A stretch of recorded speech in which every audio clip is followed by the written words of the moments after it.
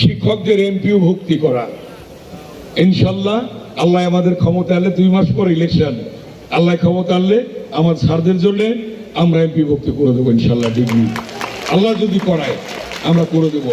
আরেকটা কথা বলেছেন অধ্যক্ষ স্যার সাহেব, উনি বলেছেন কামরাঙ্গীরচর খোলামোড়া ব্রিজের কথা বলেছেন।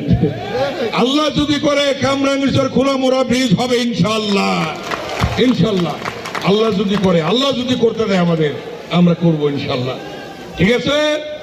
এখন আমার যে কথা,